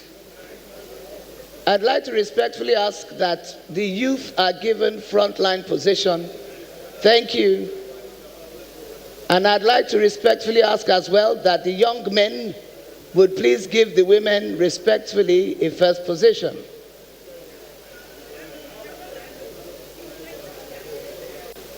I would now like to ask paparazzi, are you seeing, because I can't see, is that what you're showing now? Thank you. Yes, sir. Hello. All right, and now we would like to invite for the President's keynote address His eminently qualified representative, Minister of Police Affairs, Alhaji Mohammed Maigeri Dingyadi Katukan Sokoto. Welcome, sir. Thank you.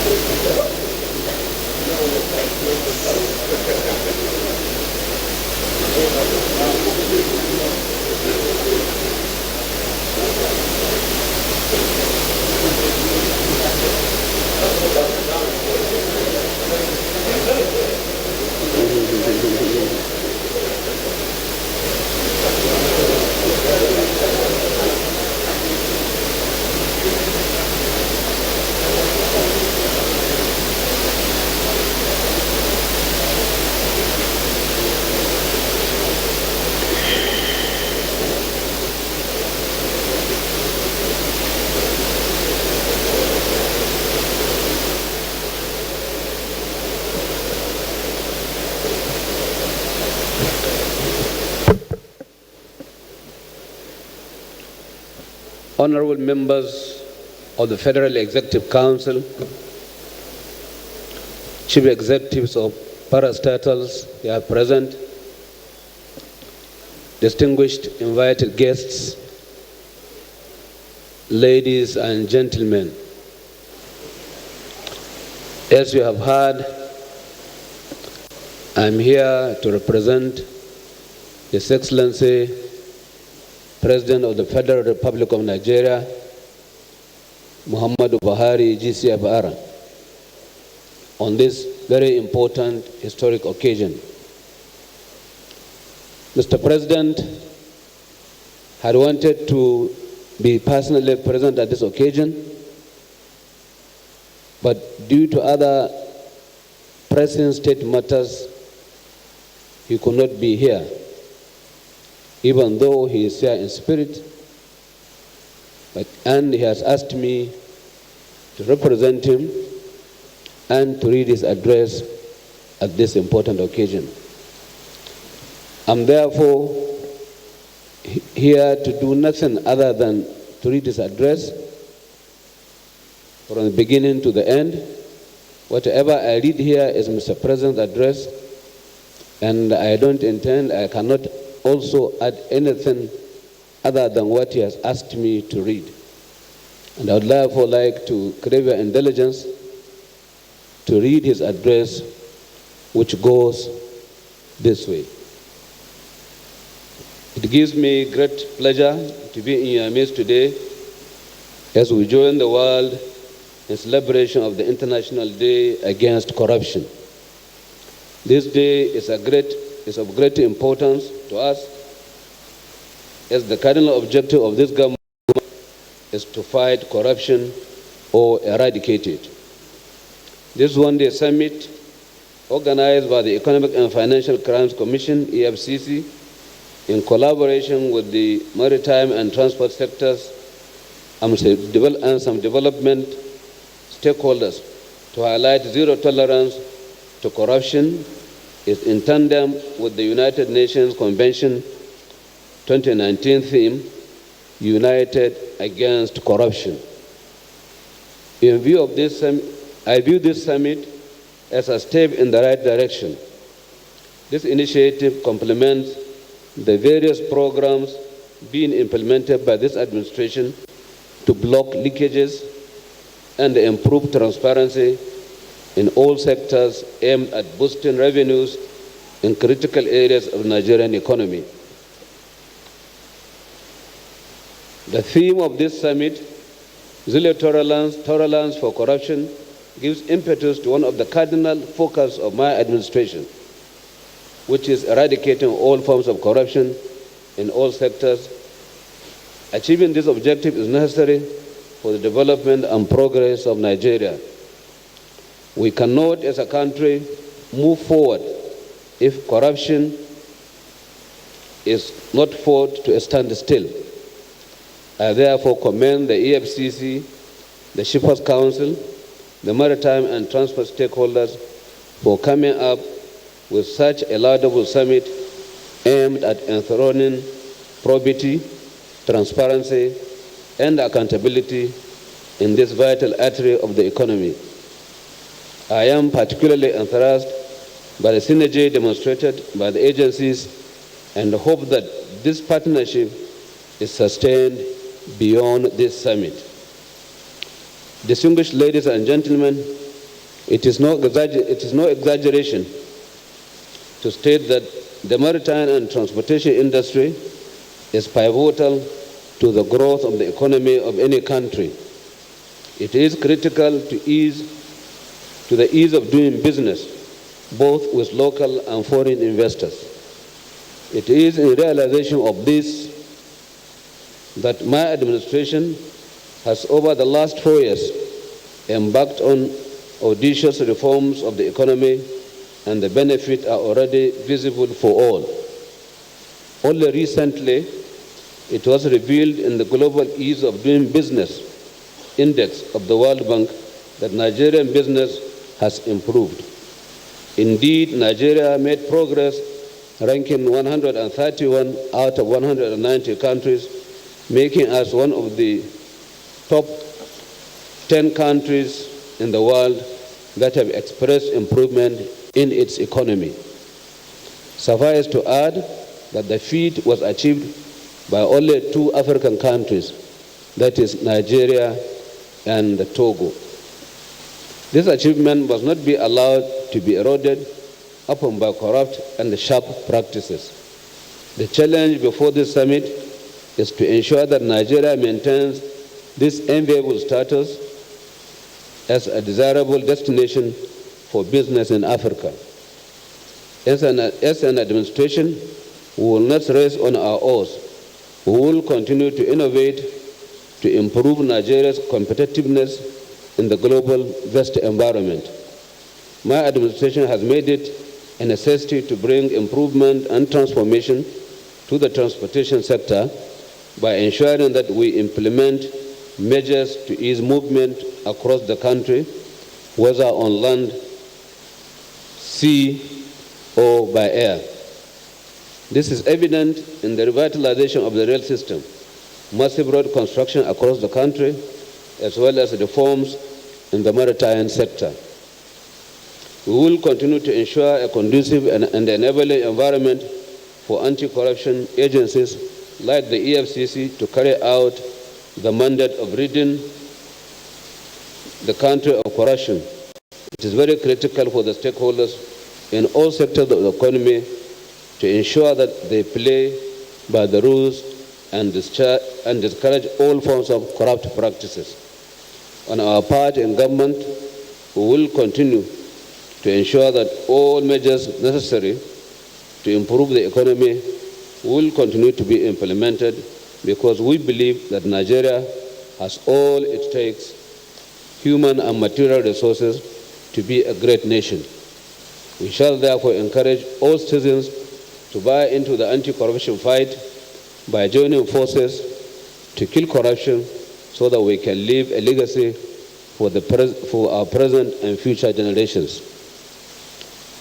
With these few remarks, it is now my honor and pleasure to declare this summit open. I thank you for your time. God bless us all.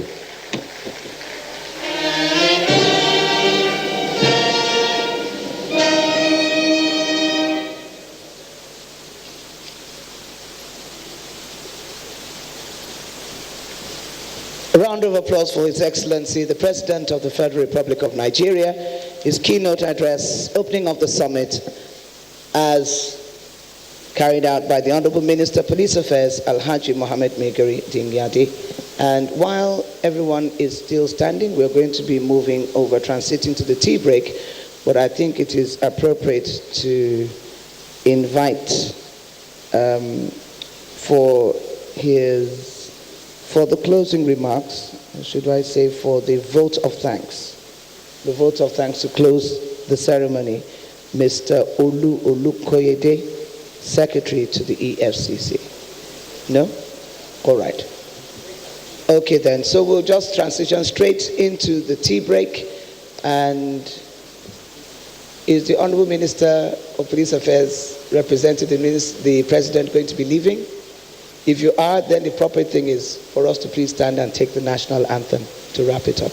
You will. Shall we all please rise then for the national anthem? Thank you. This marks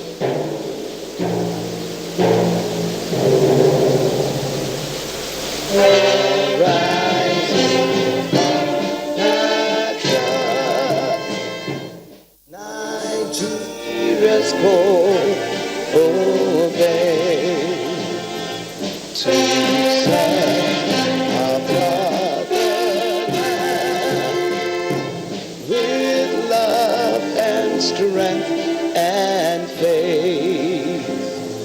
The labor of our heroes' cost shall never be in vain. To serve